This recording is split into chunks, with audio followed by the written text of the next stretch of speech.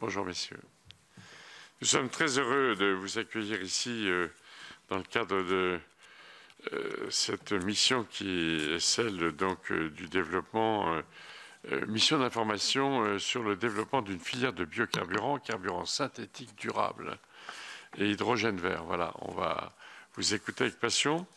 Nous, donc mes chers collègues, alors, je voudrais d'abord excuser le président de notre mission qui, pour des raisons que l'on peut connaître, qui sont celles de difficultés de transport aujourd'hui, a été obligé de prendre un départ plus tôt que prévu pour pouvoir rentrer chez lui. Alors nous reprenons les travaux de notre mission d'information sur le développement d'une filière de biocarburants, carburants synthétiques durables et hydrogène vert, en vous recevant maintenant le groupe Stellantis, donc, qui est représenté ici par Monsieur Jean-Luc Brossard, vice-président en charge de la recherche automobile et de l'ingénierie avancée, et par Monsieur Jean-Pascal Viat, délégué en charge des affaires publiques pour la France. Monsieur Brossard, vous supervisez ainsi les questions relatives aux technologies vertes, à l'énergie et à l'analyse du cycle de vie. Vous représentez le groupe Stellantis au sein de l'association Hydrogène Europe et vous êtes coordinateur pour la PFA, que nous venons donc d'auditionner, que vous venez de croiser, des programmes concernant les véhicules à faible empreinte environnementale et à l'analyse de cycle de vie. Vous avez enfin été tout récemment désigné président du comité des constructeurs français d'automobiles. Vous nous expliquez. Élu. C'est quand même mieux. Hein, merci, bravo. Je rappelle que cette réunion est captée et diffusée en direct sur le site internet du Sénat, sur lequel elle pourra ensuite être consultée en vidéo et à la demande. Je remercie le groupe Stellantis d'avoir accepté notre invitation. Et je n'ai pas cité monsieur... Ah ben si, je vous ai cité aussi. Je veux le souligner car un autre groupe français que nous avons également sollicité a refusé de venir s'exprimer très clairement, très simplement, devant cette mission, et nous le regrettons le plus vivement, bien sûr. Messieurs, notre mission d'information comprend des membres issus de différentes commissions qui représentent l'ensemble des groupes politiques du Sénat. Le développement des filières de biocarburants, de carburants synthétiques durables et d'hydrogène vert représente un enjeu important pour permettre à la France et à l'Union européenne d'atteindre l'objectif de neutralité carbone en 2050, mais aussi pour notre souveraineté et la compétitivité de notre économie. La fin de la commercialisation des véhicules légers fonctionnant avec un moteur thermique à compter de 2035 a été au centre des discussions européennes récentes, l'Allemagne ayant notamment plaidé au cours de la dernière ligne droite en faveur des carburants synthétiques durables. Quant aux objectifs d'émissions pour les poids lourds, les discussions ont commencé plus tardivement et se poursuivent encore actuellement. Donc vous aborderez certainement les enjeux du basculement vers l'électricité pour les véhicules légers. Nous sommes nombreux à nous interroger sur les impacts de cette mesure, tant pour la filière automobile dans son ensemble que pour les usagers. Nous nous interrogeons également sur les modalités de la transition vers ce nouveau paradigme et sur les améliorations éventuelles du cadre européen qui pourrait intervenir à l'occasion de la clause de revoyure prévue, elle, en 2026. Nous avons compris par ailleurs que l'électricité ne permettrait pas de couvrir tous les besoins de la filière automobile et que le recours à d'autres types de carburants ou de vecteurs énergétiques serait donc nécessaire pour certains types de véhicules ou d'autres usages. Carlos Tavares, le président directeur général de Stellantis, a lui-même tenu des propos critiques sur le tout électrique, puisqu'il a encore appelé fin février à sortir du dogme de l'électricité. Vous nous direz comment votre groupe affine sa stratégie en prenant en compte l'ensemble des marchés mondiaux. Car si la fin de la commercialisation de véhicules particuliers à moteur thermique se confirme en Europe à compter de 2035, un groupe comme le vôtre ne peut pas ignorer les autres marchés mondiaux. Notre rapporteur, M. Vincent Capo-Canella, vous a adressé un questionnaire qui peut vous servir de guide, mais aussi vous pouvez introduire votre propos, bien évidemment, comme vous le souhaitez. Je passerai ensuite la parole à notre rapporteur, puis à l'ensemble de mes collègues, afin qu'ils puissent vous relancer et vous poser un certain nombre de questions, tout ceci se faisant dans la plus grande simplicité, amitié, convivialité et puis efficacité. Vous avez la parole, monsieur. Merci beaucoup pour cette introduction et pour le contexte bien déployé. Donc, au niveau du groupe Stellantis, je vais reprendre le fil directeur donc, proposé par le rapporteur, hein, sachant qu'il aborde en fait l'ensemble des points. Le premier point est que Stellantis, c'est un groupe qui s'est engagé dans une ambition forte en fait sur la réduction de l'empreinte environnementale au sens large, et pour cela a présenté en fait un plan qui s'appelle Dare Forward 2030, un plan qui a comme objectif en fait de s'inscrire dans une neutralité carbone, un net zéro en 2038. 2038, c'est bientôt, c'est dans 15 ans exactement, mais à l'échelle de l'industrie automobile, c'est quelque chose de très, très ambitieux.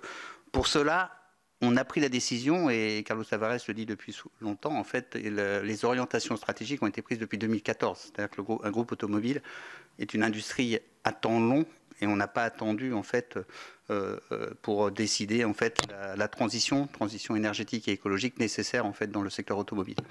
Et donc on a l'ambition en fait en Europe en 2030 de ne plus vendre que 100% en fait de nos véhicules seront véhicules électriques.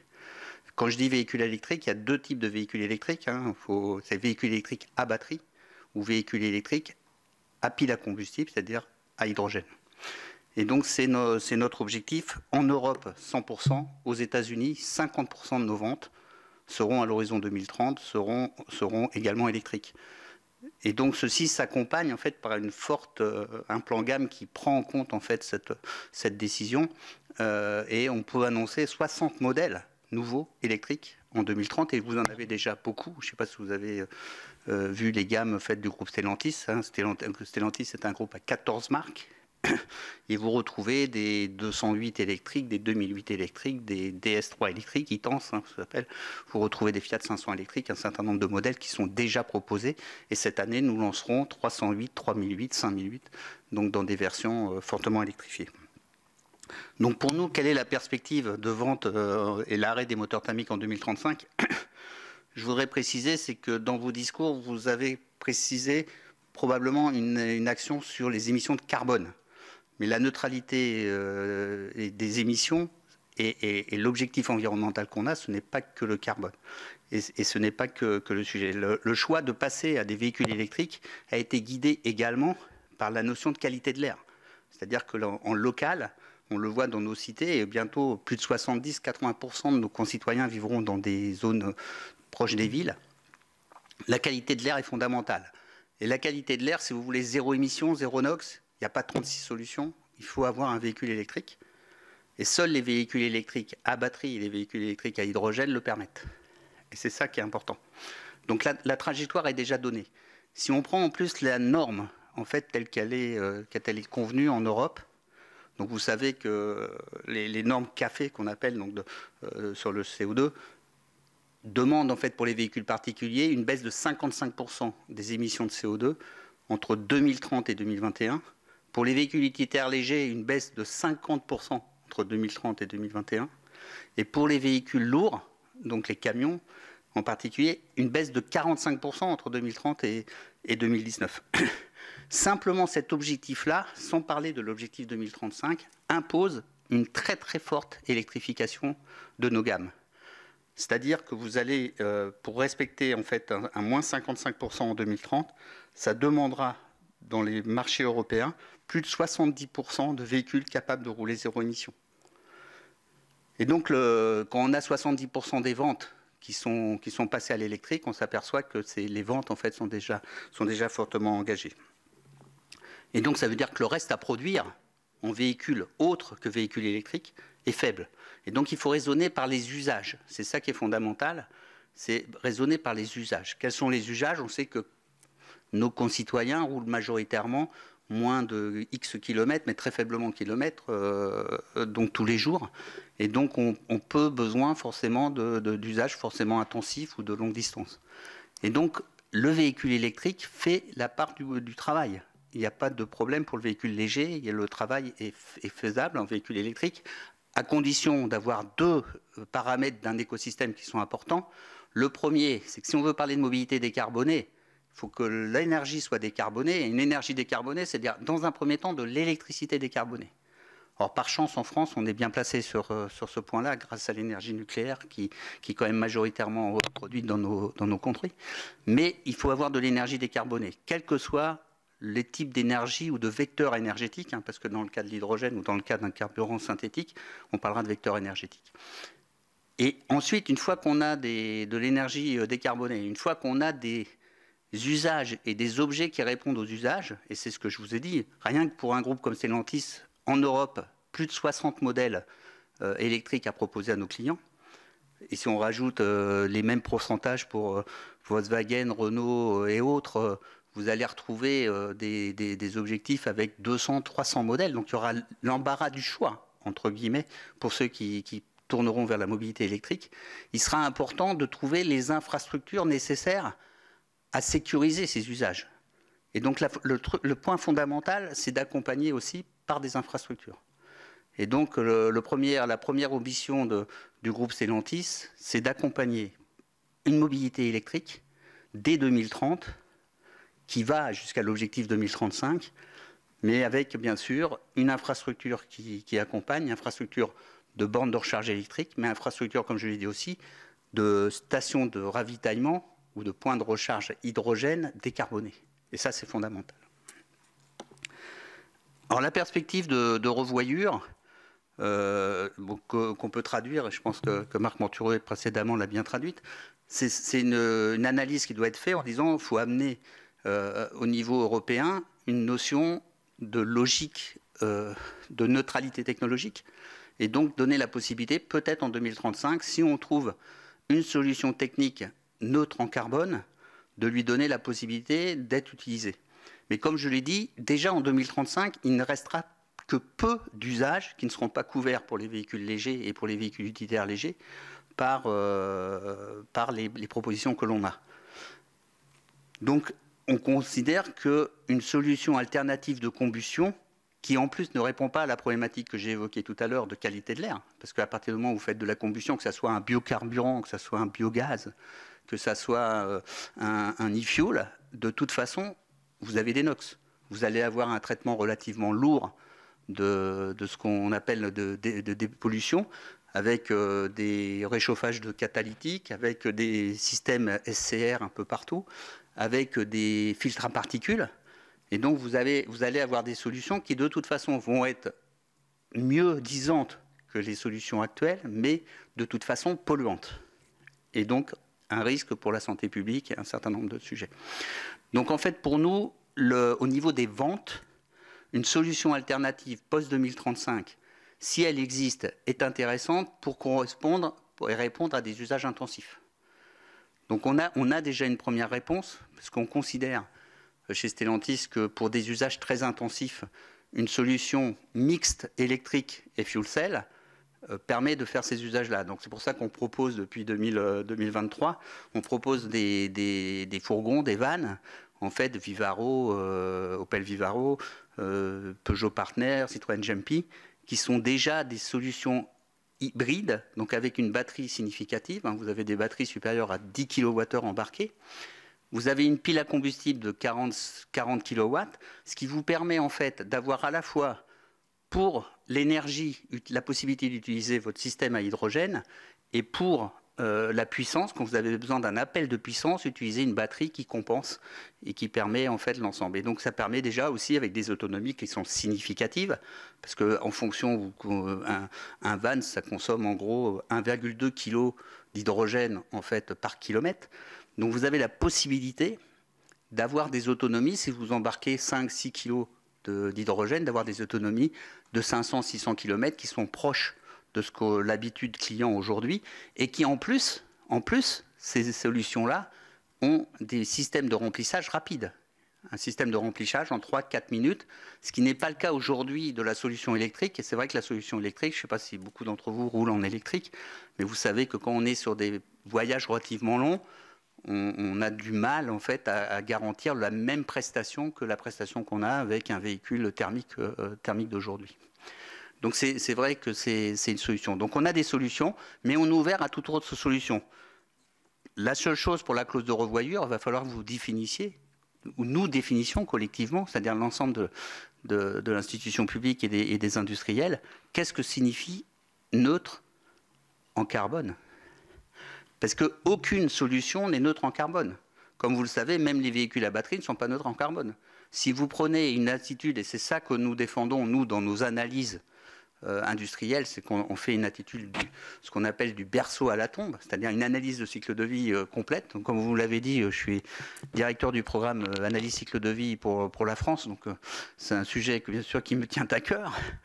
Mais si on prend de l'extraction des matières premières, la transformation, la production des véhicules et les usages, voire le recyclage, aucune solution aujourd'hui respecte la totalité de l'attendu. Zéro émission, zéro carbone, ça n'existe pas. Et en plus, la solution zéro carbone, il faudra la définir. Aujourd'hui, si on raisonne au niveau européen, dans le texte, pour les véhicules particuliers, la notion de zéro carbone, c'est 0 égale 0. Et 0 égale 0 à l'échappement. Et donc, seule solution qui respecte le texte européen aujourd'hui, donc avant la clause de revoyure, ce sont les solutions à batterie ou à hydrogène. Pour les camions, c'est complètement différent. On a revu le texte. Vous saviez que c'était, au départ, on considérait qu'un camion qui consommait 1 gramme de CO2 par kilowattheure pouvait être considéré éventuellement neutre en carbone ou très faiblement carboné. Et donc là, on l'a rapporté en fait à des solutions au gramme de CO2 à la tonne embarquée en fait par kilomètre. Donc, et on a une limite à 5 grammes. Et ceci permet, si on veut respecter cette norme-là, des usages intensifs pour les véhicules lourds. Et donc avec des carburants qui sont utilisés. Donc les carburants qui peuvent être utilisés, le premier c'est l'hydrogène. L'hydrogène est un carburant que nous pouvons utiliser pour assurer notre mobilité. Et quand vous parlez de carburant synthétique, il faut savoir que le carburant synthétique, dans la chaîne de valeur, en fait, il faut, comme j'ai dit, il faut qu'à la fin, ce carburant synthétique soit un carburant décarboné.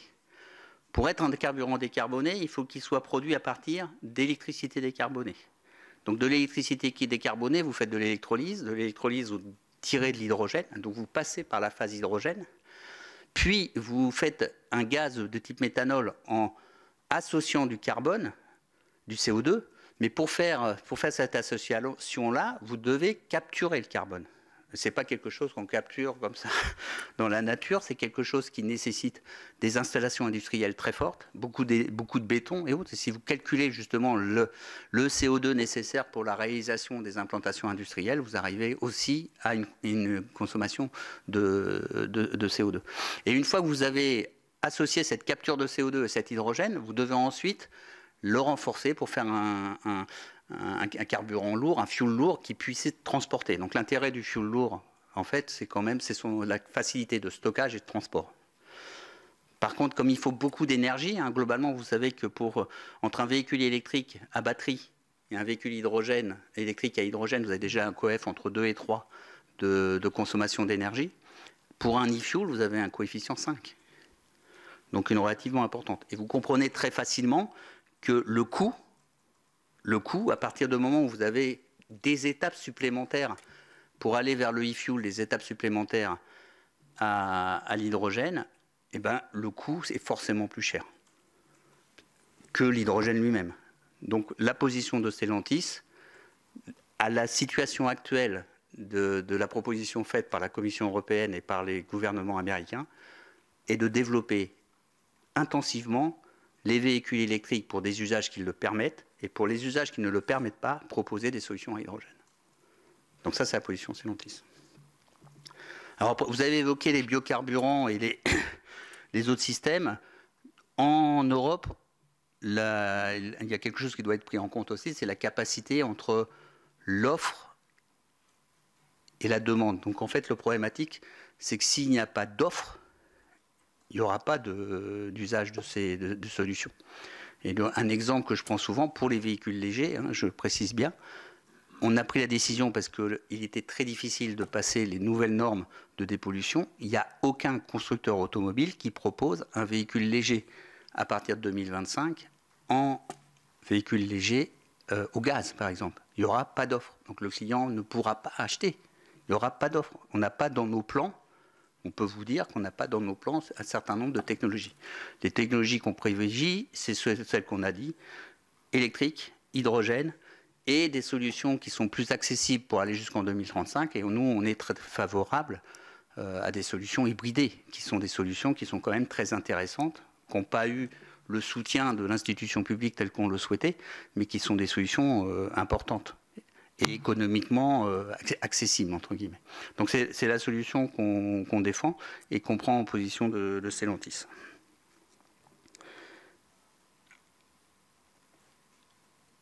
Je regardais les questions, comme ça permet. J'ai pratiquement répondu à beaucoup, je pense, mais n'hésitez pas à me...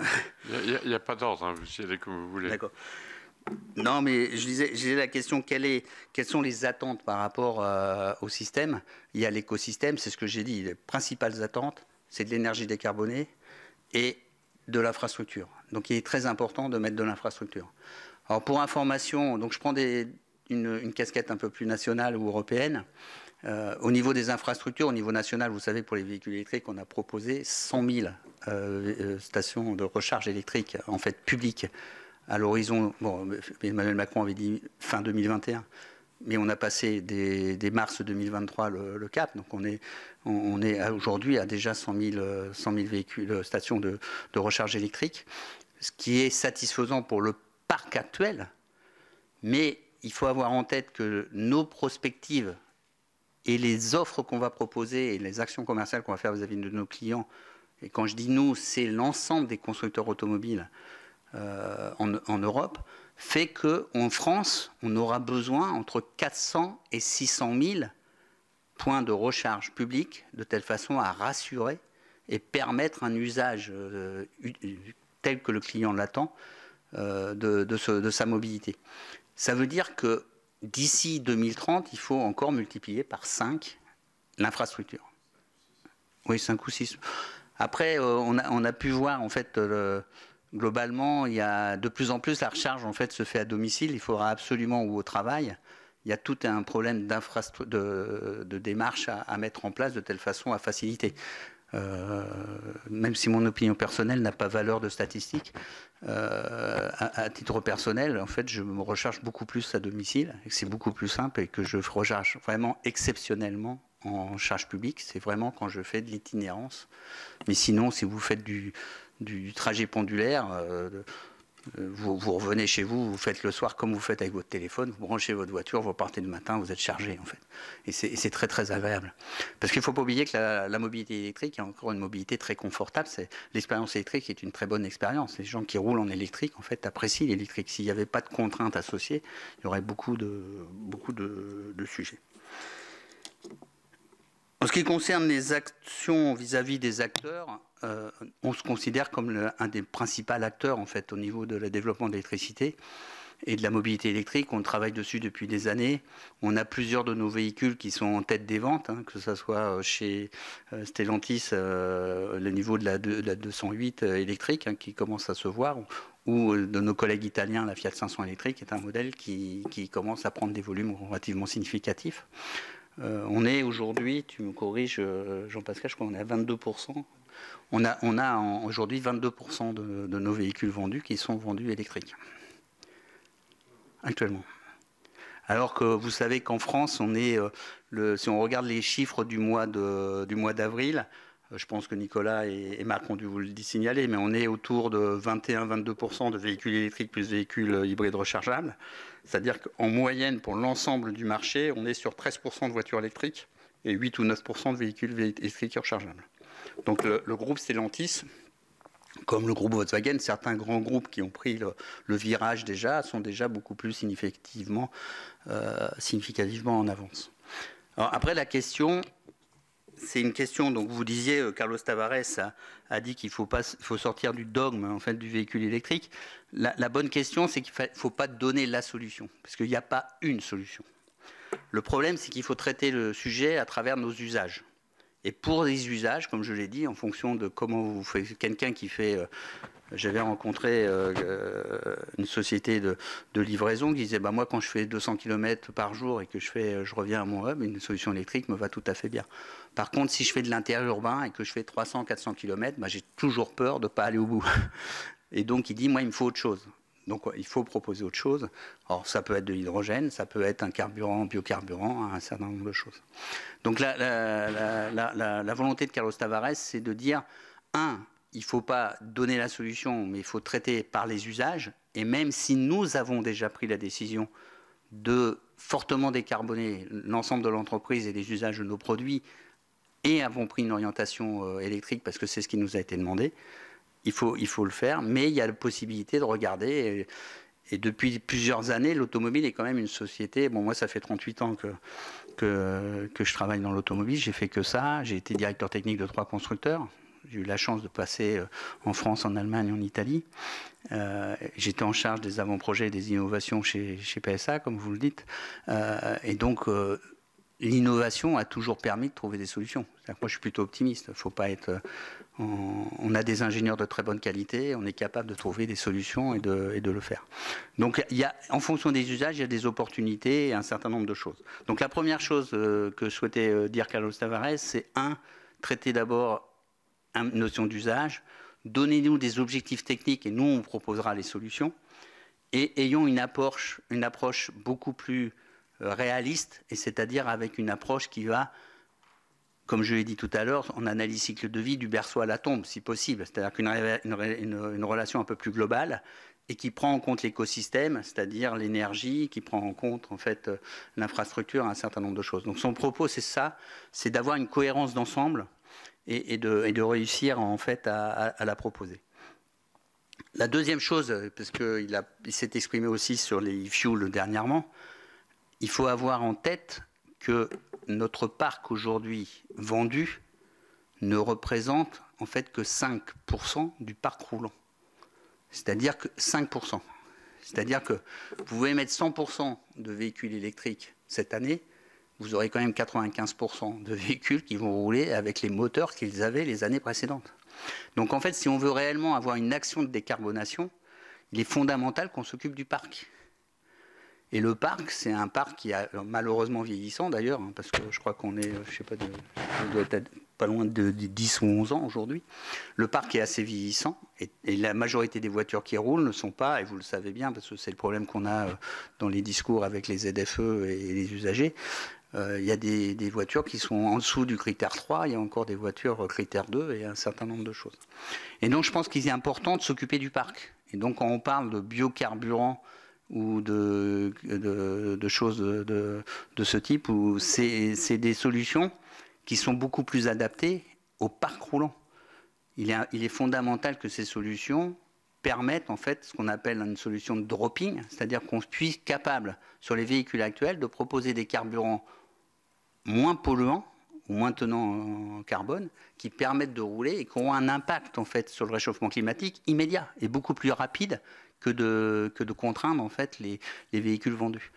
Donc en fait la solution biocarburant e-fuel est une solution qui est adaptée pour le parc, et c'est fondamental, et qui peut être une opportunité, s'il est disponible en quantité suffisante, peut être une opportunité pour des usages très intensifs. Alors, les usages intensifs, vous savez qu'on a retardé l'application 2035 d'un an pour ce qu'on a appelé l'amendement Ferrari au niveau de Bruxelles, c'est-à-dire que permettre aux véhicules vendus à moins de 10 000 exemplaires de ne pas passer ce ban thermique en 2035.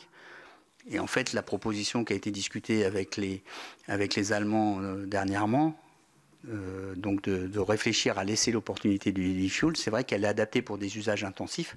Un des usages intensifs, et c'est pas caricatural, c'est l'usage sportif, et c'est vrai que pour une Porsche 911, c'est peut-être la solution de maintenir en fait les usages de ce type de véhicule. Autant on a appelé l'amendement de Ferrari l'amendement précédent, cet amendement-là, c'est presque un amendement Porsche.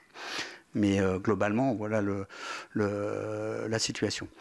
Donc globalement, on est dans cette logique de décarbonation. On a de l'opportunité, on tirera compte des opportunités, et donc en fait, en fonction des hypothèses, si réellement il y a des solutions qui sont zéro émission, qui sont potentiellement qui permettent d'accéder où le souhaite le client, c'est accéder en ville et un certain nombre de choses. Parce que si vous interdisez des émissions en ville, ça veut dire que vous interdisez tous les véhicules thermiques. De la même façon, si vous interdisez ce qu'on appelle des PFAS ou un certain nombre de choses, vous allez interdire un certain nombre aussi de caractéristiques et de composants. Donc il est important d'avoir ça à l'esprit. Et donc pour la mobilité routière légère, le carburant synthétique ou le biocarburant sur des véhicules neufs, c'est un épiphénomène qui sera regardé que par opportunité. Après, ce qu'il faut avoir à l'esprit, comme j'ai dit, comme il est important de traiter le parc, nous on est très favorable, et nos moteurs le permettent d'aujourd'hui, d'augmenter les taux de bio dans les carburants actuels. C'est-à-dire que les moteurs neufs produits depuis 4-5 ans sont compatibles de ce qu'on appelle du B20, du E30. Donc là, on est à B7, E5, E10, je crois, de mémoire. Mais elles sont compatibles en fait de solutions un peu plus importantes. Et ce qu'a demandé Carlos Tavares, c'est que si il était proposé dans des solutions de carburant synthétique sur le marché, qu'on soit certain que ça puisse profiter au parc. Et donc c'est pour ça qu'il a demandé à ce qu'on fasse des tests sur 28 moteurs. Et donc les 28 moteurs qu'on vend aujourd'hui, si vous mettez un diesel ou une essence d'aujourd'hui, si vous mettez un essence de demain, eh ben, ils auront les mêmes caractéristiques de pollution et les mêmes prestations de fonctionnement qu'attendent les clients. Donc il n'y aura pas de perte de prestations, c'est ça qui est fondamental. Et donc c'est pour ça qu'on dit, s'il y en a, nous, nos moteurs du parc, ils les acceptent. S'il y a des usages qu'on ne peut pas assurer par l'électrique et qu'on ne peut pas assurer par l'hydrogène, on regardera autre chose. Mais ce n'est pas une stratégie de développement. Et d'ailleurs, vous l'avez lu aussi dans le texte, les développements de moteurs thermiques sont plus pris en compte dans notre entreprise et dans les entreprises comme Renault, qui je peux parler pour les deux parce que je les représente en tant que président du CCFA. Mais globalement, les développements de nouveaux moteurs, pour l'instant, sont quand même un peu en stand-by. Donc c'est un peu la stratégie. Après, il reste, je ne sais pas si j'ai évoqué l'ensemble, il reste le problème de l'accessibilité à la mobilité. Il est vrai qu'aujourd'hui, si on parle de véhicules électriques, un véhicule électrique, s'il embarque, alors nous, je ne sais pas si on a beaucoup de... Si la Fiat 500, elle a 20 kWh. Normalement, dans nos prochains modèles, en fait, on va proposer en fait des quantités de batteries embarquées différentes en fonction, et donc le client pourra payer en fait s'il veut plus ou moins d'autonomie. Donc il aura une plus grosse batterie mais plus de poids et ainsi de suite.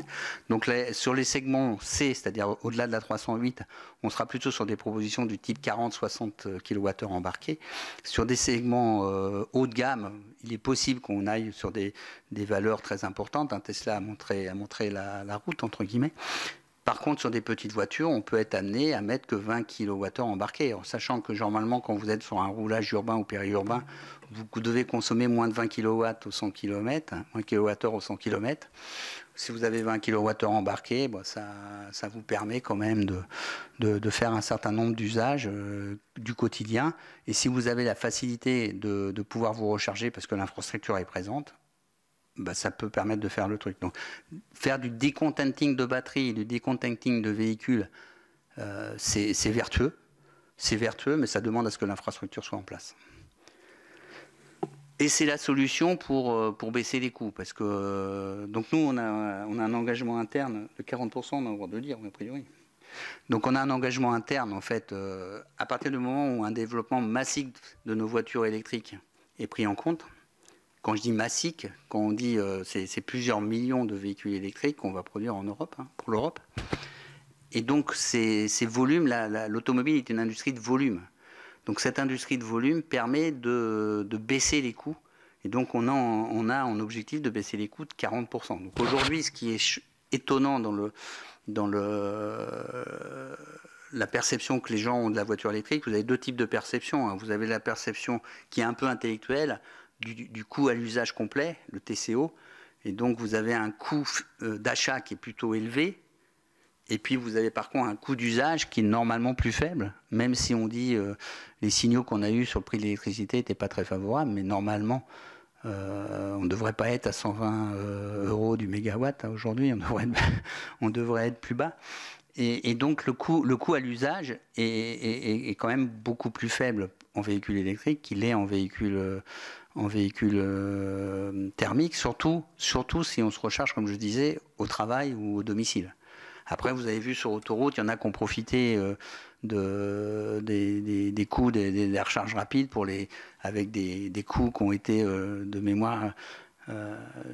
Avant, ça tournait autour de 79 centimes le kilowattheure, mais il y en a qui sont passés jusqu'à 1,05 € il n'y a pas si longtemps que ça. Donc, sur autoroute, et quand vous faites le bilan, quelqu'un qui roule à 130 km/h, lui, ne consomme pas 20 kWh au 100 km, comme j'ai dit, mais il va consommer, s'il est avec une berline, plutôt 30 ou plutôt 35. S'il est avec un SUV à une surface frontale supérieure, donc vous avez plus de résistance au roulement, ou avec un van, vous allez pouvoir utiliser sur des roulages autoroute tels qu'on a l'habitude aujourd'hui, des vitesses qui vont vous obliger de consommer 30-40 kWh au 100 km. Si vous embarquez que 60-70 kWh de batterie, ça veut dire que vous vous arrêtez qu'au bout de 2 heures, en fait moins de 2 heures. Vous faites 2 heures, vous arrêtez, vous rechargez une demi-heure, et ainsi de suite. Donc il y a toute une logique en fait qui est nécessaire, et le coût de recharge sur autoroute aujourd'hui en recharge rapide est voisin en fait du coût qu'on retrouve quand on recharge avec un carburant classique. Donc il y a tout un travail d'écosystème, et c'est ça qui est fondamental à avoir en tête. Il ne faut pas parler des véhicules, c'est l'ancien monde, il faut parler de la mobilité. Donc nous, en tant que de groupe, on se positionne comme provider de mobilité, et il faut voir l'écosystème au sens large et regarder la vision globale en fait, que l'on a sur le système. Donc on a l'ambition, d'ici 2030, de baisser quand même significativement le coût complet du véhicule électrique et le coût facial. Néanmoins, le coût facial sera probablement toujours supérieur au coût facial aujourd'hui d'un véhicule. Une batterie, à un moment donné, vous êtes contraint par la quantité matière, la quantité d'énergie nécessaire à la fabriquer. Et aller au-delà d'ici 2030, qui est quand même dans 7 ans, arriver à être plus bas que 100 € au kilowattheure, ça ne sera pas possible. Et comme je dis que la moyenne, nous, actuellement, la moyenne que l'on voit actuellement, elle est plutôt autour de 50 kWh embarqués par véhicule. Donc ça veut dire que si vous êtes entre 30 et 50 kWh par véhicule embarqué, vous avez entre 3 000 et 5 000 € de coûts en fait, additionnels à la voiture. Et vous ne baisserez pas le coût de la voiture sur les technologies classiques de cette même valeur. Donc facialement, le véhicule électrique sera toujours un peu plus cher que le véhicule thermique équivalent en usage aujourd'hui. Par contre, dans son usage, ça coûtera nettement moins cher si on est capable de contrôler le prix de l'électricité. Et donc c'est ça qui est fondamental. Et il faut savoir que ça soit au niveau des courbes de l'usage en fait dans la carbonation ou la contribution carbone d'un véhicule, aujourd'hui c'est quand même 70 à 80% de la contribution carbone. Donc si on passe d'un véhicule thermique à un véhicule électrique, la production, ça vous fait, je sais pas, aujourd'hui c'est 6 tonnes de CO2 par véhicule en moyenne. Vous passez à 11 tonnes peut-être en véhicule électrique, mais l'usage avec un véhicule thermique, c'est 30 tonnes de CO2. Donc de toute façon, les courbes se croisent. Ça dit autrement, la voiture électrique est toujours plus vertueuse que la voiture thermique, et d'autant plus que l'électricité sera décarbonée. Parce que si vous avez de l'électricité complètement décarbonée, vous vous croisez très très vite. Je crois qu'en France, on a établi avec l'énergie nucléaire, c'est très peu de kilomètres. C'est 30 000 et 50 000 kilomètres où les courbes se croisent. Elles peuvent se croiser beaucoup plus. Donc c'est vrai qu'aujourd'hui, les gens vous disent l'Allemagne, la Pologne sont des pays qui ont des grammes de CO2 au kilowattheure produit qui sont énormes et qui sont 7 fois à peu près la valeur qu'on a en France. Mais il ne faut pas penser qu'en 2030 ou en 2040, on va rester comme ça. Ils vont passer à des énergies renouvelables, ils vont diminuer l'impact du charbon et ainsi de suite. Donc si on se projette à 10 ou à 15 ans, la voiture électrique est de toute façon plus vertueuse que la voiture thermique.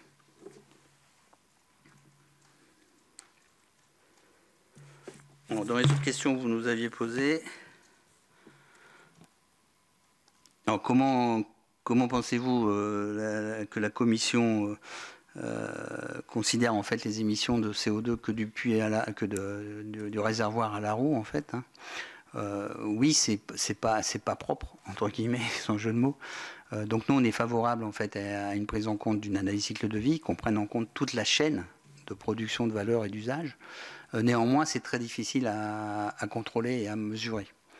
Donc aujourd'hui, de la même façon que vous êtes obligé, entre guillemets, de prendre des notions de CO2 pour justifier un peu les véhicules à faible empreinte environnementale, c'est parce qu'il est beaucoup plus difficile de mettre des normes, par exemple, d'entrée dans les villes mesurées par rapport à la quantité de NOx. Ça serait quelque chose de plus difficile. Donc en fait, on est favorable scientifiquement à l'analyse cycle de vie, la prise de l'analyse cycle de vie. On comprend quand même que ça demande beaucoup de travail pour être homogénéisé. Nous avons produit, donc au niveau de la filière automobile, donc Renault, PSA, Stellantis inclus, une méthodologie, hein, je l'ai publiée il n'y a pas longtemps, hein, c'était la semaine dernière, donc une méthodologie qu'on souhaite appliquer partout et qu'on veut la méthodologie de référence en fait pour parler d'analyse cycle de vie. Il est fondamental, et vous le comprendrez très vite, si je parlais tout à l'heure de l'impact de l'usage. Si un ONG prend 100 000 km comme référence d'usage pour faire le bilan, et nous, on constate que nos clients roulent 150, 200, 170 km avec les mêmes véhicules, parce qu'on a les données par nos ordinateurs de bord, on sait comment sont les usages et l'utilisation, le résultat est complètement différent. Et donc, le problème de l'analyse cycle de vie, c'est que vous êtes capable d'avoir des résultats qui sont contradictoires entre la façon dont les gens les prononcent. Donc il est fondamental qu'il y ait toujours une analyse critique sur les données, une analyse critique sur la méthode. Et nous, on souhaite, donc au niveau de la filière automobile, dire voilà la méthodologie.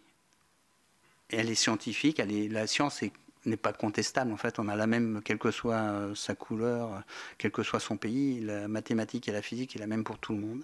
Donc voilà la méthodologie physique, la méthodologie mathématique. On a les données d'usage. On a les données d'impact environnemental de l'ensemble des pièces en fonction d'où elles sont fabriquées, comment elles sont fabriquées, et ainsi de suite.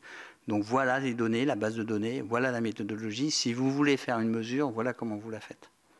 Et donc nous, on acceptera et en fait on validera en fait des communications autour de cet impact environnemental que si une méthodologie, une base de données est certifiée. Et c'est ce que souhaite l'Europe, hein.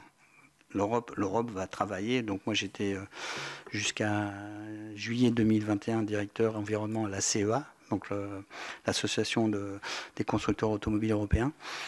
Et donc on travaillait sur ce sujet-là avec les directions générales de l'Europe, de telle façon, avec le JRC, hein, le Joint Research Center, pour avoir en fait une méthodologie pareille qui soit unique et commune. Donc c'est assez fondamental.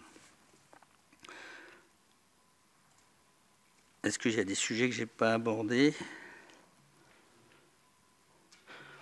Bon, la concurrence chinoise qui a été évoquée, c'est un vrai débat.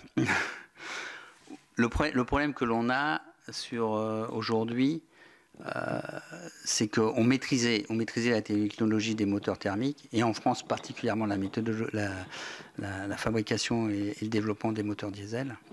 Et là, on est en pleine transition.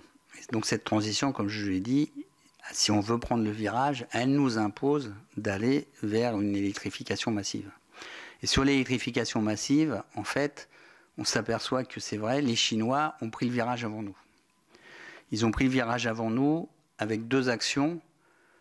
Le premier, ils ont l'avantage d'avoir un certain nombre de matériaux critiques et stratégiques sur leur propre sol et d'avoir exploité des mines pour les extraire. Ils ont aussi eu l'avantage d'investir énormément et de ne plus investir, de ne pas se battre en fait sur le moteur thermique. En fait, ils sont passés sur le coup d'après en ayant stratégiquement vu arriver le moteur électrique, le véhicule électrique, d'investir dans les mines. Si vous regardez les mines de cobalt en République du Congo, hein, font 75 à 80% de la production mondiale sur un petit pays, mais 80% des investissements de ce pays-là sont chinois. Et en plus, les usines de raffinage qui ramènent à la qualité nécessaire pour fabriquer les batteries sont en Chine. On a peu de usines de raffinage. Donc une autre chose qui est importante, et Philippe Varin l'a bien signalé, hein, on a travaillé avec Philippe sur le rapport qui a été présenté, et maintenant Benjamin Galzo reprend, donc délégué interministériel sur les matériaux stratégiques, reprend le sujet. Mais il est fondamental que l'Europe se dote de plusieurs sujets. Donc les sujets, c'est la capacité de raffiner. Pourquoi capacité de raffiner? Parce que si on veut recycler nos batteries, on va mettre un nombre important de véhicules électriques. Si on prend la France et qu'on prend l'objectif que nous a assigné Emmanuel Macron, normalement on a 2 millions de véhicules électrifiés produits en France en 2030. C'est l'engagement qui a été pris. On en aura probablement 1,7 million, 1,8 million, mais bon, la problématique de ces engagements-là, c'est pas de tenir la date, hein, c'est de donner le cap. Et c'est comme les bornes de recharge que je disais tout à l'heure. C'est vrai que 100 000 en 2021, c'était ambitieux, mais on l'a passé 100 000 en 2023. Et si on ne s'était pas fixé ce cap de 100 000 en 2021, je ne pense pas qu'on serait à 100 000 en 2023. Donc le problème, c'est pas de savoir si on va le passer en 2030, en 2032 ou en 2033. C'est vraiment la bonne direction.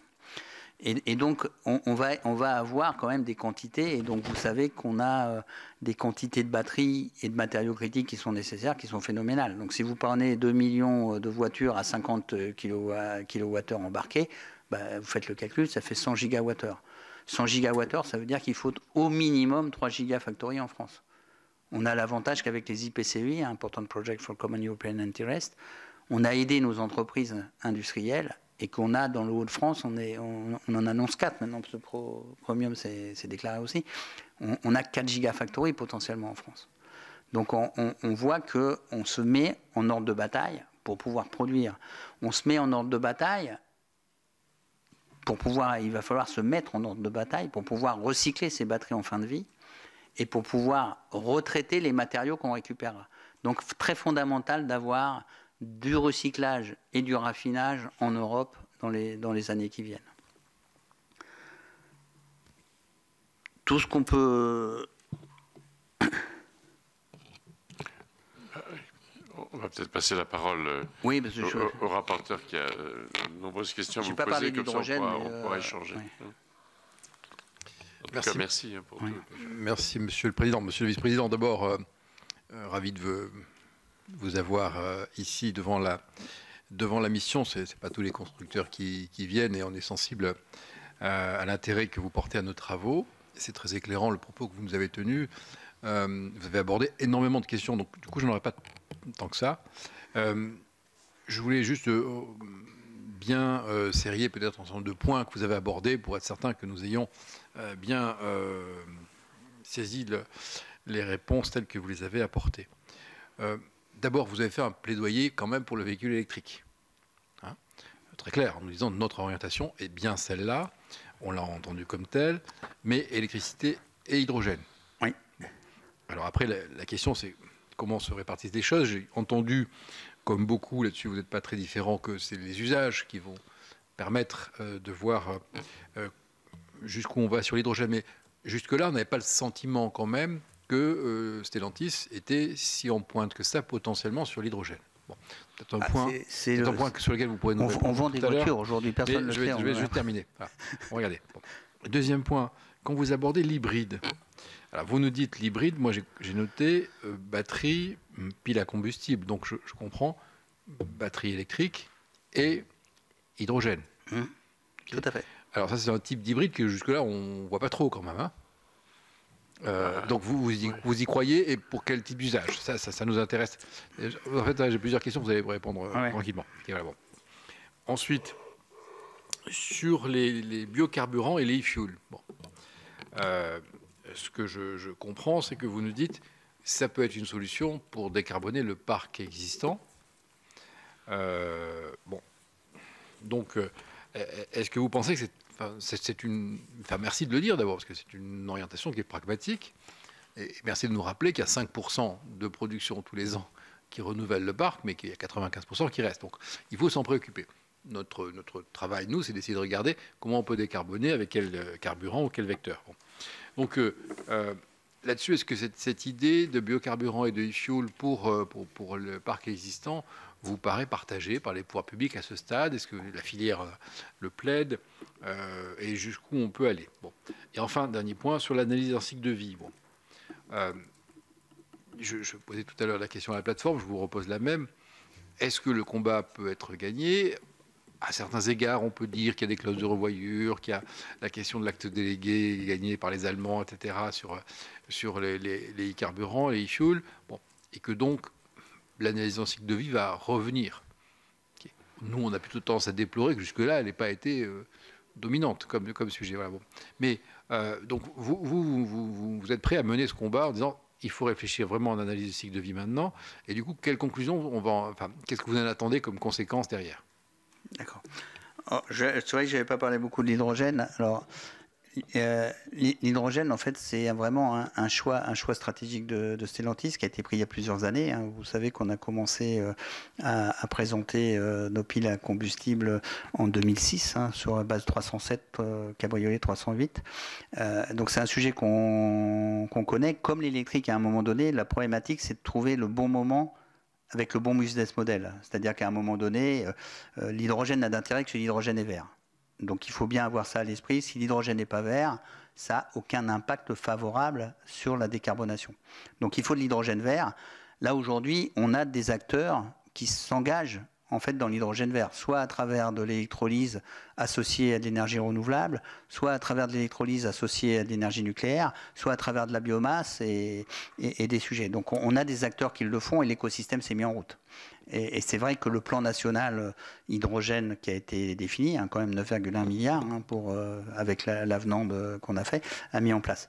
Donc Stellantis, a choisi très rapidement parce qu'en fait, on a fait l'analyse, nous, à partir des usages, et donc on a toujours dit que tous les usages ne seront pas couverts par le roulage électrique à batterie. Et donc, il y avait besoin d'une solution pour des sujets. Donc, on a regardé une démarche en tant qu'industriel, on regarde ce qu'on appelle les profit pools, c'est où on peut rentabiliser un investissement sur un domaine.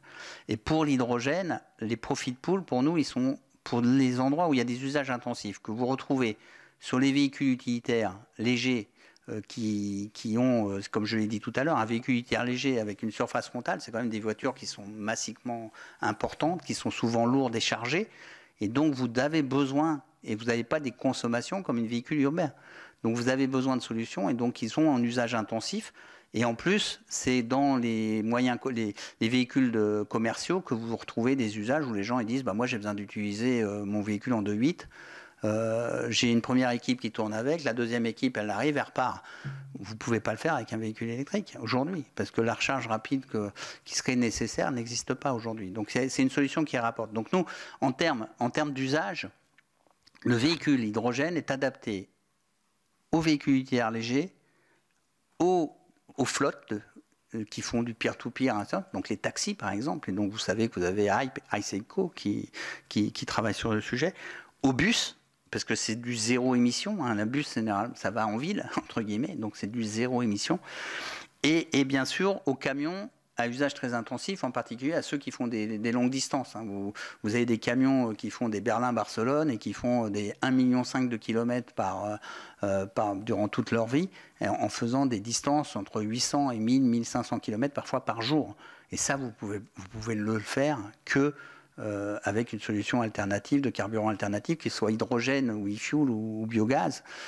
C'est que ça, parce que sans ça, si vous le faites c'est pas pour rien qu'aujourd'hui ils sont tous diesel entre guillemets. Si en électrique, vous allez embarquer beaucoup plus de tonnage de batterie que de tonnage de commerciaux entre guillemets. Donc c'est important. Donc nous, en ce qui nous concerne, on se positionne sur les véhicules utilitaires légers. Et aujourd'hui, on a présenté dès le plan d'électrification d'Air Forward 2030, on a présenté cette stratégie.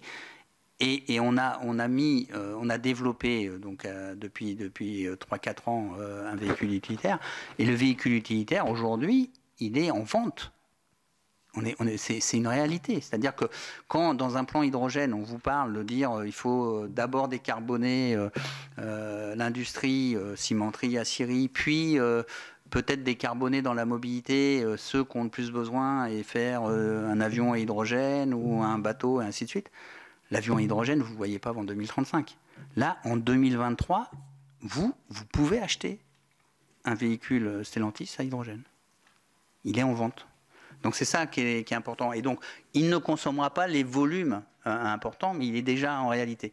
Alors, nous, stratégiquement, on démonte notre stratégie. Je ne l'ai pas dit, mais notre positionnement stratégique, vous le voyez par nos investissements.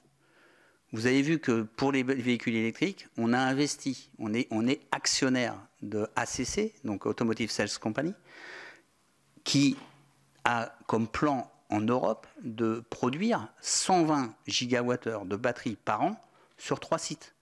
Un site qui est à Douvrin, en France, donc un peu plus de 40 gigawattheures après les années 2030, un site à Kaiserslautern et un site à Terminaux. Donc on a 3 sites en Europe pour produire et qui sont à proximité de nos usines terminales. C'est-à-dire qu'on a en tête de produire à proximité. Quand on est à Douvrin, vous savez qu'à Ordin, comme je l'ai dit, aujourd'hui, on va faire des utilitaires électriques. Les utilitaires à hydrogène, aujourd'hui, sont produits à Rüsselsheim. Ils sont produits à Rüsselsheim avec une démarche de production qui est plutôt, j'allais dire, je sais pas, j'aime pas le terme prototype, mais pas complètement industriel, parce qu'on produit un véhicule électrique en France qu'on transporte en Allemagne, on démonte le moteur électrique et la batterie et on le remplace par des réservoirs en carbone, donc hydrogène, et une pile à combustible. Donc ça donne un véhicule qu'on peut vendre. Par contre, il reste cher. Mais on est dans une industrie, nous, qui est une industrie, comme je l'ai dit, où les volumes, c'est une industrie de volume. Dès qu'on met des volumes importants, les coûts baissent. Et baissent significativement. Et donc, si vous regardez le cas de nos productions à hydrogène, Carlos Tavares s'est engagé à transférer, donc en 2024, les productions à Ordin sur les mêmes lignes que les véhicules électriques. Et en plus, il a dit qu'on ferait 5000 véhicules en 2024, 10 000 en 2025, voire 30 000 après dans la deuxième partie de la décennie en capacité à installer. Donc on a cette proposition-là et nos clients le demandent. Si vous regardez un UPS, la Poste ou des choses comme ça, comme je l'ai dit, ceux qui font de l'interrégional, s'ils veulent afficher une entreprise qui s'occupe et se préoccupe de la décarbonation, ils n'ont pas d'autre solution que de s'orienter vers ce sens-là. Donc on a des clients qui sont identifiés. On a des partenariats, on a fait un partenariat avec Engie. Et donc, si vous regardez sur l'hydrogène, donc Engie, c'est pour les stations. Hein, je pense que si vous regardez sur l'hydrogène, vous avez eu une annonce cette semaine où on vient d'investir 150 millions d'euros dans Symbio. On a pris 33% de Symbio. Vous croyez que M. Tavares, si vous parlez si on parle globalement batterie monde, 460 gigawattheures industrialisés aujourd'hui dans le monde, en fait, avec 5 gigafactories, vous savez que globalement, je ne vais pas rentrer dans les détails des chiffres, mais si on prend 1 milliard par gigawattheure, de toute façon, vous l'aurez trouvé à travers les IPCEI, vous savez combien la France a aidé et subventionné les usines de batterie. Mais si vous êtes 460 gigawattheures et 1 milliard pour 10 gigawattheures, on parle de 46 milliards. Est-ce que vous pensez qu'une entreprise privée industrielle qui investit des montants aussi importants dans des technologies n'y croit pas? C'est impossible. Ce qu'on ne comprend pas, c'est que les gens ne comprennent pas que le train est parti, en fait. Le train est parti. On investit massivement. Et donc, la meilleure croyance que je peux vous apporter pour démontrer que Stellantis croit à la solution hydrogène, c'est l'investissement qu'on vient de faire dans Symbio. Et on l'a fait cette semaine. Je n'ai pas fait exprès que le communiqué de presse est paru la veille de cette audition. Hein. C'est complètement... Mais on vient de le faire. La deuxième chose, alors pourquoi, sans rentrer dans la technique, pourquoi je parle de... Parce qu'en fait, quand les gens parlent d'hybride rechargeable, hybride, ça ne veut pas dire avec un moteur thermique. Hybride, ça veut dire avec 2 types de propulsion ou de vecteurs énergétiques. Donc nous, on a pris le choix parce qu'on a regardé technologiquement et techniquement quelle était la meilleure solution, le meilleur bilan technico-économique. On a des batteries qui sont relativement chères et on a des batteries dont on n'est pas certain d'avoir la totalité des matériaux stratégiques qui seraient nécessaires. C'est-à-dire pour la même prestation, une voiture qui devrait faire pour un véhicule utilitaire léger 400 km d'autonomie, si je mettais un 35 kW de kilowattheure au 100 km et que je lui demande de faire 500 km, ça veut dire que j'embarque entre 150, 120, 150 kWh minimum. Et donc un coût très élevé. Donc l'équilibre, c'est un équilibre entre le coût et l'énergie embarquée. L'avantage d'avoir une solution hybride qui permet un roulage donc, en électrique, donc une solution hybride, comme je dis, c'est une batterie de puissance qui a deux avantages. Elle apporte des appels de puissance quand vous voulez accélérer vite, quand vous voulez un certain nombre monter une montagne, et qui permet aussi de rouler vraiment zéro émission aussi, mais dans des phases urbaines et autres, associé à de l'énergie qui est apportée pour faire le roulement minimum qui est nécessaire, par une pile à combustible, bah, ça vous dimensionne la pile à combustible de façon assez limitée, parce qu'on parle de 40 kW. Si je voulais qu'elle fasse tout, bah, je serais obligé de mettre une 100-120 kW, entre guillemets, et ça coûterait plus cher. Donc le meilleur équilibre entre une batterie et une pile à combustible, en fait, nous, pour l'instant, le meilleur équilibre, c'est pas 100% pile à combustible, c'est pas 100% batterie, c'est un mixte des deux. Et en fonction des évolutions des prix, parce que quand les piles à combustible vont prendre des volumes importants, donc on a annoncé, j'ai mal lu le communiqué, presque 50 000 en 2027 piles et 100 000 en 2030, mais des volumes suffisants qui vont baisser de la même façon les prix de façon significative, 40 à 50%. Et bien à ce moment-là, il y aura des adaptations. Et l'adaptation, idéalement, à terme, si l'hydrogène est décarboné, si l'hydrogène est inférieur à 4 € au kilo, et si on est capable de baisser les coûts des réservoirs et des piles en ayant des volumes, ben, l'avantage sera quand même, pour certains usages, à la pile à combustible. Et donc, de plus en plus, vous aurez une pile à combustible qui aura des puissances plus élevées pour aller vers du fuel, ce qu'on appelle du fuel power, et des batteries beaucoup plus faibles. Donc après, c'est une question stratégique et de vision, en fait, de ce qu'on voit. Donc nous, dans notre perception, on croit absolument au sujet, et comme je l'ai dit, c'est un peu caricatural, mais 80% de nos usages aujourd'hui de mobilité sont assurés par le véhicule électrique. Donc la vision de demain, c'est 80% en électrique, 15% électrique plus hydrogène. Et puis s'il y a des usages qu'on n'arrive pas à assurer par cela, ben, il y aura peut-être quelque chose qui restera, peut-être. Mais il faut pas vous savez que les électrochimies de batterie, les piles à combustible, j'étais avec une société, une start-up qui est en train de développer justement le transfert électrochimique dans les membranes. Elle multiplie par 10 les performances pour les piles à combustible. Pour les batteries, on a quand même beaucoup d'espoir avec ce qu'on appelle la batterie solid state, donc à électrolyte solide. On a beaucoup d'espoir sur des solutions alternatives pour des véhicules qui sont pas forcément chers, donc de mettre des solutions ou LFP, donc ou sodium-ion. On a des solutions techniques, et puis bon, il y a des gens qui ont travaillé depuis des dizaines d'années sur du métal-air, sur du lithium-air, un certain nombre de choses. Donc il y a des technologies évolutives. Mais à la date d'aujourd'hui, et pour si on est une industrie à cycle long, à la date d'aujourd'hui et pour les 10-15 prochaines années, le lithium-ion, les batteries actuelles seront la meilleure solution pour 80% des usages, et la meilleure solution à notre sens pour les compléments, pour le véhicule léger, c'est l'association batterie-pile à combustible. Après, pour le véhicule lourd, il y a des usages qui peuvent être plus simples et plus intéressants. Et donc, pour le véhicule lourd, on peut envisager de la combustion à hydrogène. Et il y a beaucoup de gens qui travaillent dessus actuellement. Hein. Vous avez, même nous, on travaille avec BorgWarner, on a des véhicules utilitaires légers qui tournent en Arabie Saoudite avec ces solutions-là.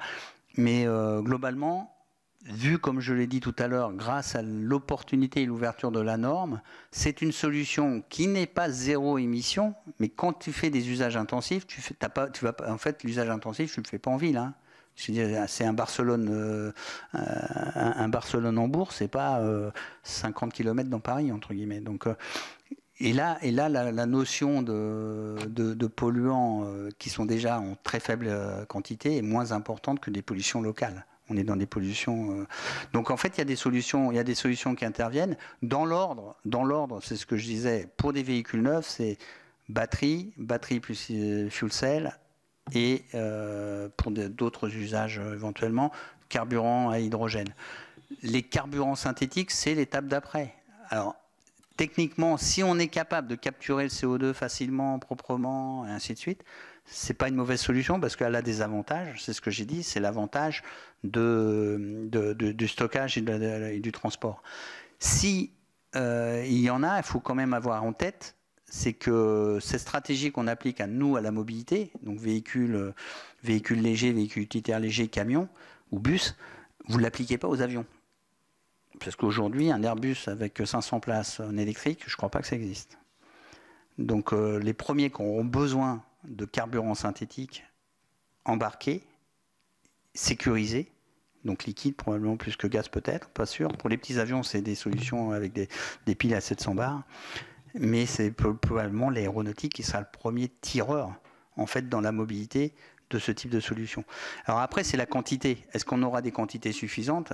Et il faut savoir, quand vous regardez le cycle pour faire des solutions de carburant alternatifs, c'est quand même complexe. Et la meilleure situation géographique pour les faire, il faut avoir accès à de l'énergie renouvelable. Il faut avoir accès à de l'électrolyse à proximité de l'énergie renouvelable et beaucoup d'eau. Il faut capable de le stocker, il faut capable de le transporter. Vous arrivez vite à une conclusion que vous n'êtes pas loin de l'Arabie. Hein. Donc après, il faut se poser la question où on le fait. Donc on est quand même sur des sujets qui sont, il faut du soleil. La meilleure solution pour le faire, c'est quand même du soleil, des fermes de photovoltaïque, des électrolyses. Idéalement, si on savait électrolyser l'eau de mer, on électrolyse de l'eau de mer, et ainsi de suite. Capture de CO2. Donc on est sur des solutions qui sont à regarder, mais qui aujourd'hui ne sont pas les meilleures solutions qu'on a retenues. Il faut savoir que notre groupe industriel a l'objectif de regarder toutes les solutions. Et après, il choisit la plus pertinente. Mais la plus pertinente avec un axe global, en fait, scientifique, comme je l'ai dit. Alors, partage au pouvoir public, c'était quoi la question exactement? Pardon, laquelle? J'ai noté un partage vis-à-vis des pouvoirs publics. Oui, est-ce que... alors, c'était sur le fait que les biocarburants et les e-fuels étaient la solution pour décarboner le parc existant. Alors, on l'entend rarement, donc est-ce que c'est partagé? On a du mal, c'est vrai, c'est un message qu'on a eu du mal à faire passer. C'est un message, moi, que je tiens depuis quelques années. Mais c'est vrai qu'on est écouté mais pas entendu. Je ne sais pas si dans l'autre sens, entendu mais pas écouté. C'est un message qu'on a du mal à passer parce que c'est beaucoup plus facile de contrôler les ventes, de normaliser les ventes, C'est pas facilité. Comme j'ai dit, c'est beaucoup plus facile de mesurer le CO2. Si vous disiez, il faut que je fasse un bilan NOx, ammoniac, méthane sur chacun des véhicules avant de les mettre sur la route, c'est un peu plus compliqué. Donc on est sur cette logique-là et on n'a pas été entendu. Après, pourtant, on l'a amené. Donc moi, j'ai participé, comme beaucoup d'entre vous peut-être, aux assises des mobilités, à la convention citoyenne, là dernièrement la feuille de route de décarbonation. Et maintenant, Marc Ponturé dû le signaler, on est en train de réécrire un nouveau contrat de stratégie filière, hein, comme à la demande du Conseil national de l'industrie. C'est quelque chose qui est spécifié et répété régulièrement. Ouais. Et donc, qui est logique, en fait, c'est ce que vous disiez tout à l'heure. Notre parc, qui est aujourd'hui majoritairement diesel encore, essence et très faiblement électrique, va l'être encore comme ça pendant des dizaines d'années. On parle de 10 ans. Hein. Si vous regardez normalement, même si on tient tous nos objectifs de vente qu'on a fixés en 2030, c'est-à-dire 70% des ventes électrifiées en 2030, Le parc en 2030 aura encore simplement donc 20% de véhicules électrifiés et donc 80% de véhicules anciens et thermiques. Donc en 2040, vous en aurez encore. En 2050, en fait, aujourd'hui, c'est vrai qu'on dit en moyenne un véhicule a une courbe de casse, ce qu'on appelle une courbe de casse autour de 15 ans, mais c'est une courbe de Gauss. Il y a des voitures qui... Je suis un mauvais élève, j'ai encore une voiture diesel, moi, qui est de 2002. Il y a des voitures qu'on garde plus de 20 ans. Mais elle fait le taf, hein. Elle est en province. donc en fait, il y a des voitures qui durent. Donc le parc actuel, sur une voiture que vous fabriquez et que vous vendez aujourd'hui, certaines vont exister encore en 2040. C'est ça qu'il faut avoir à l'esprit. Et donc la meilleure façon, si on veut réellement agir vite sur l'impact du réchauffement climatique, il faut s'occuper de ces voitures-là. On les a. Et quand on parle de volume, c'est une question que vous aviez posée, je pense, dans votre question, les volumes nécessaires, c'est ce que j'ai dit, les volumes du reste qui ne sera pas électrique entre 2035 et 2050 est tellement faible que les gens qui doivent investir, donc les pétroliers qui doivent investir dans des solutions alternatives de carburant, ont des volumes, le parc, on le connaît, on le voit, il est là. Donc ils ont déjà les volumes nécessaires pour faire leur bilan économique. Il ne faut pas qu'ils nous disent, comme je l'ai entendu, et je fais beaucoup d'interventions, beaucoup de tables rondes, mais il ne faut pas qu'ils nous disent, moi j'attends de savoir combien il restera de voitures thermiques pour savoir si j'investis.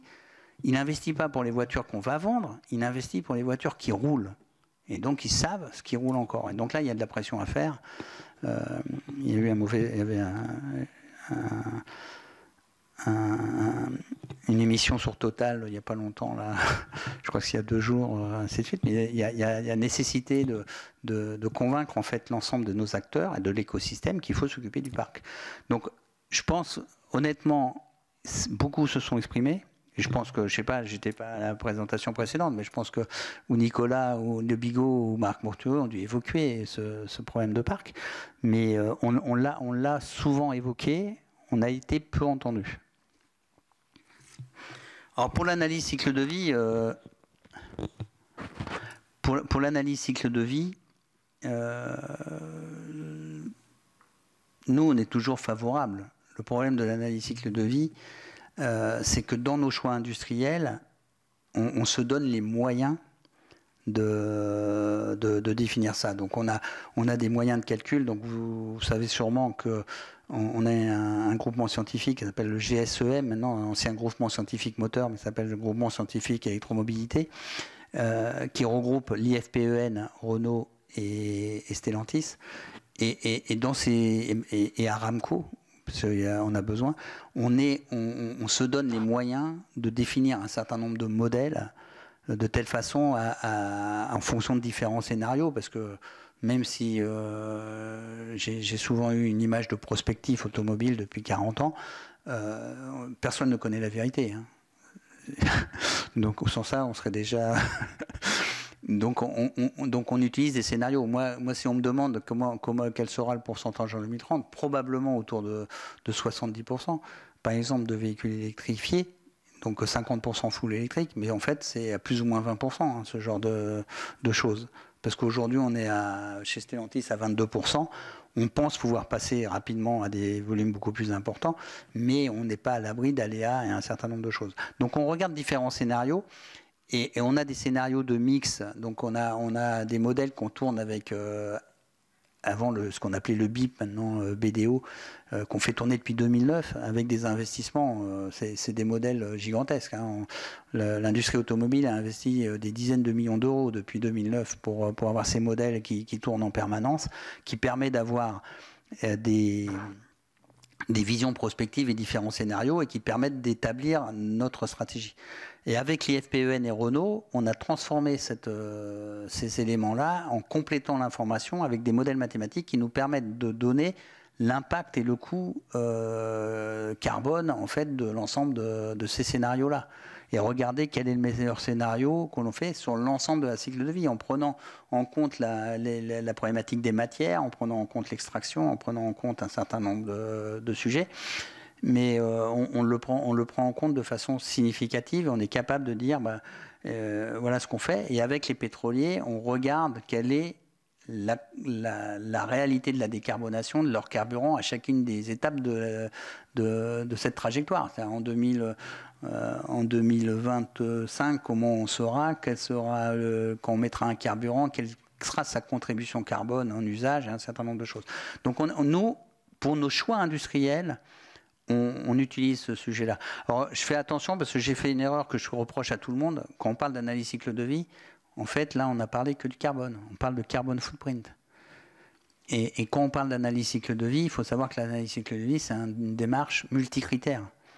Quand normalement on dit on a une approche analyse cycle de vie, on regarde, c'est vrai, le réchauffement climatique et les gaz à effet de serre, mais on regarde aussi la consommation d'eau, on regarde l'acidité, on regarde les matériaux, si on en a assez, si on n'en a pas assez, on regarde plein de choses. Et avec le JRC que j'évoquais tout à l'heure, en Europe, on a défini 16 critères qui sont en fait, si on prend dans l'analyse cycle de vie le retraitement des déchets, vous imaginez bien que les différents types d'énergie n'ont pas les mêmes caractéristiques. L'énergie nucléaire est certes décarbonée, elle peut avoir, sur d'autres critères, des inconvénients. Mais c'est la même chose pour tout type de choses. En fait, on s'aperçoit qu'il n'y a aucun, et c'est malheureux à dire, mais il n'y a aucun sujet ou vecteur énergétique qui respecte tout le spectre. Après, c'est une synthèse. On dit, il y a du poids pour chacun des éléments, on prend un certain nombre de sujets. Mais sur l'extraction du lithium, les gens parlent de lithium, on dit on va mettre du batterie, on met du lithium. Mais l'extraction du lithium n'a pas du tout le même impact si vous êtes en salar. Et vous avez vu en Chili, vous savez qu'on a, sur l'impact sur l'eau sur le Chili, vous avez désertifié 100 km autour de vos producteurs de lithium. Les Chiliens, ils peuvent plus planter un certain nombre de choses. Si vous raisonnez en ce qu'on appelle en hard rock sur les roches-dures avec de l'extraction, vous avez des consommations d'énergie pour nécessiter ces trucs qui sont différentes. Si vous raisonnez en production de lithium, en géothermie, vous avez en Alsace ou autre, c'est pareil. Donc la vision analyse cycle de vie et impact sur l'environnement de différentes extractions, en fait, on ne va pas dire c'est l'extraction du lithium, c'est trop général. En fait, localement, elles ont toutes des impacts. Et donc, il faut qu'on prenne en compte tous ces impacts-là. Donc, tout industriel, on essaye d'avoir la vision la plus exhaustive qui nous oriente dans nos axes stratégiques. Sachant que le cap qui nous est donné, c'est ce que je dis, le rôle d'un président, c'est de donner un cap. Donc, le cap qui est donné par Carlos Tavares, c'est net zéro 2038. Et donc, on regarde en fait tous nos choix d'investissement et de production en fonction de ce sujet-là. Après, à titre personnel, très difficile à réglementer l'analyse cycle de vie. Ça va être très très difficile. Il faut le prendre en compte. Et puis, comme vous le savez,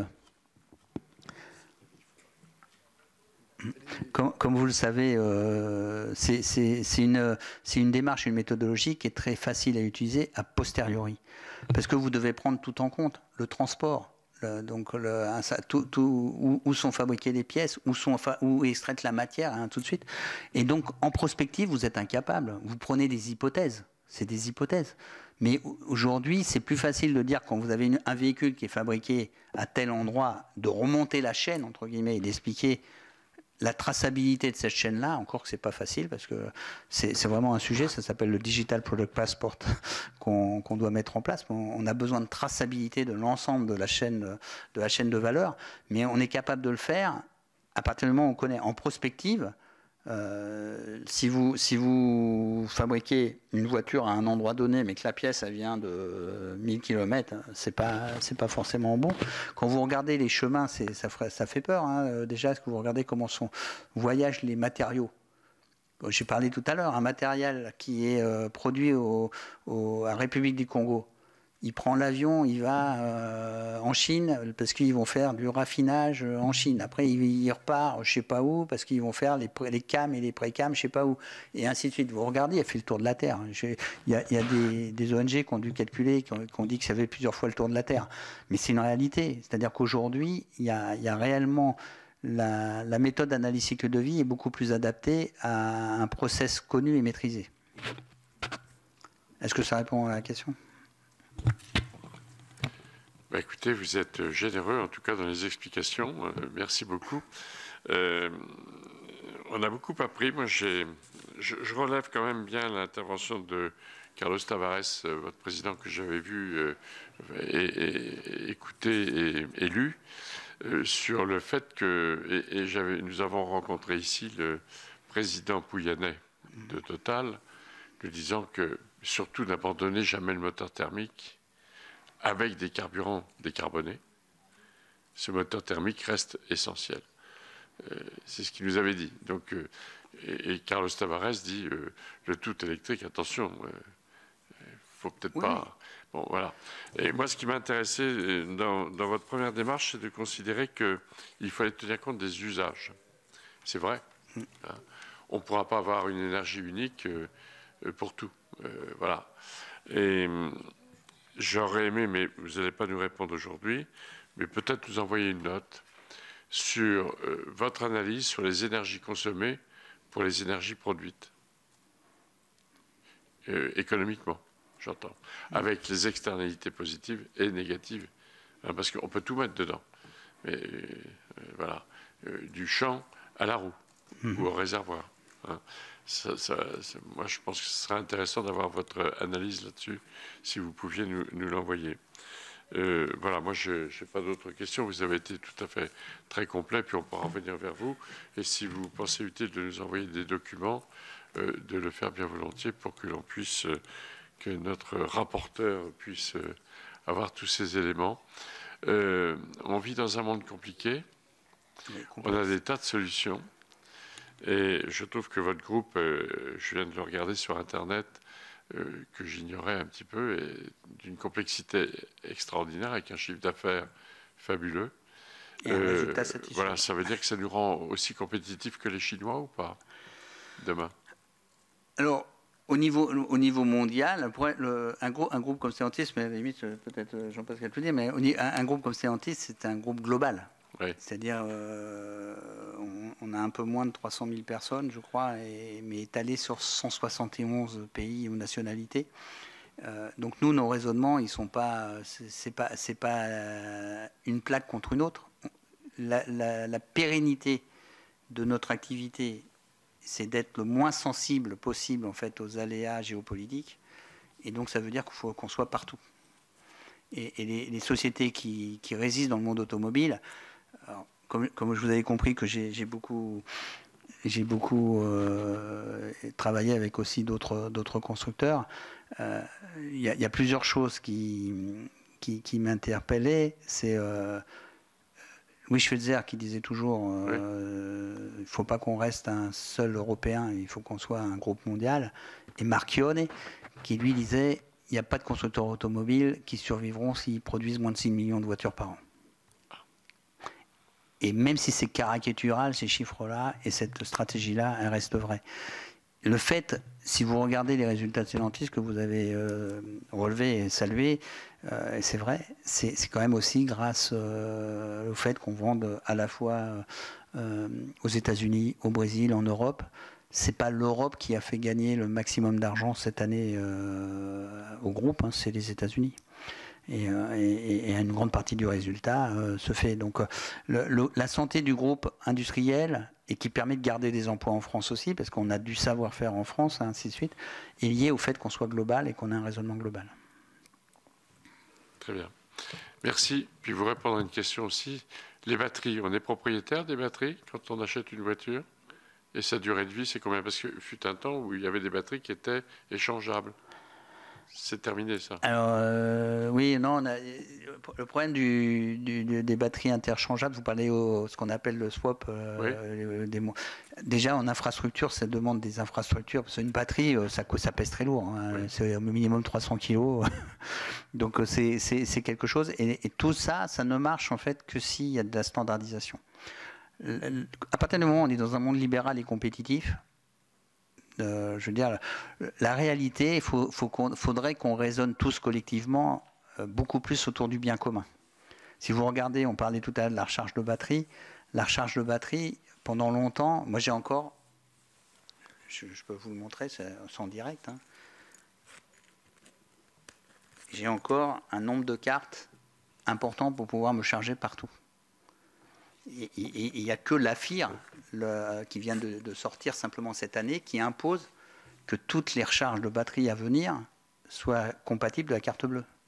On vient de le décider qu'en 2023. Renault a lancé la Zoé en 2011, je crois, ou 2012. Donc ça fait 10 ans. C'est une norme européenne? Oui, ça y est, c'est une norme européenne.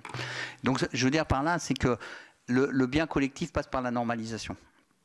Il y a un certain nombre de choses qu'il faut traiter. Et donc, on parlait d'écosystèmes. En fait, c'est vrai que les écosystèmes, la politique d'énergie que j'ai évoquée, ce n'est pas les industriels qui vont la prendre. Il faut l'imposer.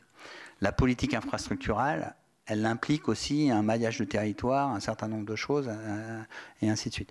Donc, les solutions que vous avez envisagées, qui ont été envisagées sur les batteries, donc de changer les batteries ou d'avoir des modules de batterie interchangeables, comme ces solutions de recharge, vous avez des tas de solutions de recharge. Il y a des gens qui font tomber la prise et qui se pluguent automatiquement. Il y en a qui amènent de l'induction, un certain nombre de choses. S'il n'y a pas de standard, ça ne marche pas. Parce qu'il faut que toutes les voitures soient compatibles au même sujet. Et là, comme on est dans un monde compétitif, chacun prend sa solution technique.